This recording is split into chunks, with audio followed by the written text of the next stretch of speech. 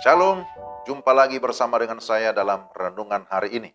Mari kita siapkan hati kita mendengarkan firman Tuhan dan kita mau berdoa. Tuhan, kami mau mendengarkan firman-Mu, kami mohon supaya Allah Roh Kudus memberikan kami hikmat dan pengertian, supaya oleh firman-Mu iman kami diteguhkan. Dalam nama Yesus kami berdoa. Amin. Hosea 6 ayat yang ke-6. Demikian firman Tuhan. Sebab aku menyukai kasih setia dan bukan korban sembelihan, dan menyukai pengenalan akan Allah lebih daripada korban-korban bakaran. Tema renungan kita, lakukan apa yang disukai Tuhan. Itulah temanya. Saudara-saudara, firman Tuhan ini ditulis oleh seorang nabi bernama Hosea. Apa yang saudara tahu atau apa yang saudara ingat tentang Nabi Hosea? Salah satunya adalah berkaitan dengan pernikahannya dengan perempuan sundal bernama Gomer. Jika Amos disebut sebagai nabi keadilan Allah, Hosea disebut sebagai nabi kasihnya. Pernikahan Hosea dan Gomer menggambarkan kasih Allah terhadap umatnya yang berdosa. Melalui kisah Nabi Hosea, kita dapat semakin mengenal Allah yang penuh kasih, dan kasih-Nya itu tanpa batas. Dia mengasihi manusia berdosa yang seharusnya dimurkai. Mari kita renungkan lebih dalam Hosea 6 ayat yang ke-6. Ada dua hal yang ditekankan di sini berkaitan dengan apa yang disukai Tuhan. Pertama, Ia menyukai kasih setia, bukan korban sembelihan. Tuhan telah menunjukkan kasih setianya dari masa ke masa. Namun umatnya selalu menyeleweng. Sama seperti Gomer yang sudah dipersunting Hosea. Sesungguhnya tidak layak karena keberdosaannya. Namun yang terjadi adalah bahwa dia tidak tahu berterima kasih. Malah menjauh dari Hosea. Sekalipun demikian, Tuhan tetap peduli kepada umatnya. Dan Hosea diberi perintah, pergilah lagi, cintailah perempuan yang suka bersundal dan berzina, seperti Tuhan mencintai orang Israel. Hosea pasal 3 ayat 1. Gomer pernah meninggalkan Hosea seperti Israel meninggalkan Tuhan. Dan Hosea harus merayu Gomer kembali, supaya bisa bersatu dengan dia. Seperti Tuhan berusaha membawa Israel kembali kepada dia. Ketidaksetiaan Israel itu karena mereka tidak memiliki kemurahan hati. Mereka tidak memiliki yang namanya hesed, dalam bahasa Ibrani disebut hesed. Itu kasih setia. Mengacu pada kesetiaan pada perjanjian. Jadi mereka mengaku sebagai umat perjanjian, tetapi mereka tidak setia kepada perjanjiannya kepada Allah.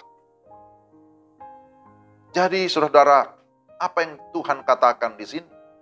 Aku menyukai kasih setia. Artinya, Tuhan lebih menyukai supaya umatnya tetap berpegang pada perjanjiannya untuk tetap setia mengikut Tuhan.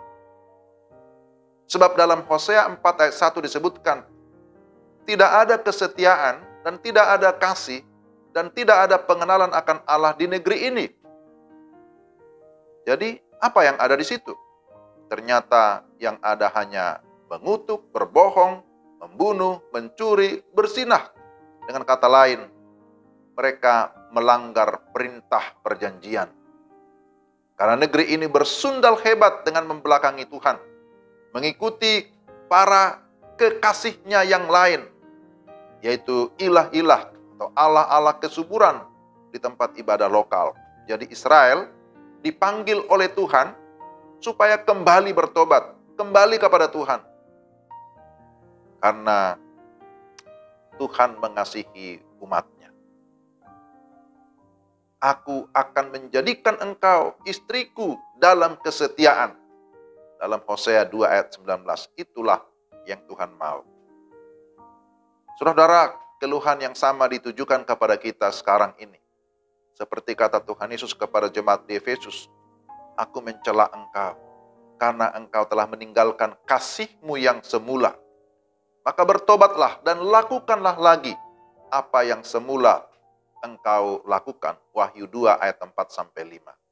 Saudara yang terkasih dalam Tuhan, apakah kita saat ini berada di dalam kesetiaan mengikut Tuhan? Kalau tetap dalam kesetiaan, itu yang Tuhan mau, puji Tuhan. Tapi kalau ternyata kita sudah tidak setia lagi, mari kita kembali kepada janji kita untuk tetap setia mengiring Tuhan. Yang kedua, ia menyukai pengenalan akan Allah lebih daripada korban-korban bakaran. Pengenalan akan Allah merupakan hal yang paling mendasar bagi kehidupan orang beriman. Pengenalan yang dimaksud di sini adalah hubungan yang sangat akrab. Ada relasi yang intim di antara kita dengan Allah. Bukan pengenalan yang biasa-biasa. Korban-korban atau persembahan, bahkan pelayanan kita tidak bisa menggantikan hubungan kita dengan Allah secara pribadi.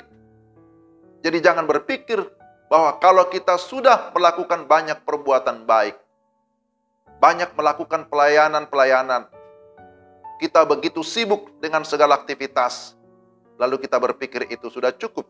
Tapi ternyata itu tidak cukup untuk menggantikan hubungan kita secara pribadi dengan Allah. Jadi yang dimaksud di sini pengenalan akan Allah, itulah hubungan pribadi dengan Tuhan. Baik di dalam doa, di dalam penyembahan kita, di dalam firman. Karena dengan demikianlah kita bisa semakin mengenal Dia, dan itulah yang mendatangkan kebahagiaan bahkan kehidupan yang kekal. Dan kita bersyukur bahwa melalui Yesus Kristus, kita mengenal Allah yang benar, dan kita bisa berjumpa dengan Dia secara pribadi. Dan jika kita sudah mengenalnya, mari kita tetap hidup memuliakan Tuhan, bukan mempermalukan Tuhan. Orang yang mengenal Allah dengan benar, maka dia mau mempersembahkan hidupnya sebagai korban yang hidup untuk dipakai di dalam pelayanan.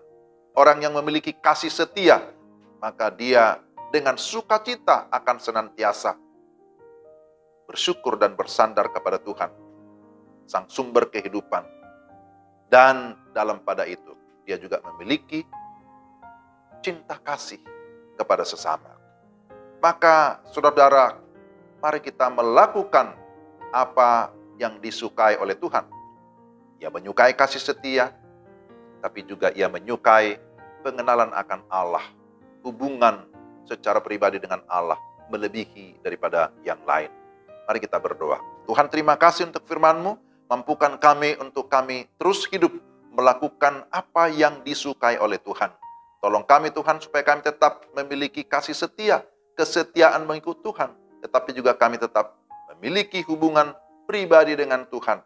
Kami berdoa supaya Roh Kudus memimpin kami tetap hidup sesuai dengan firman-Mu. Dalam nama Tuhan Yesus. Amin. Demikian renungan kita. Tuhan memberkati Bapak, Ibu, dan saudara sekalian. Shalom.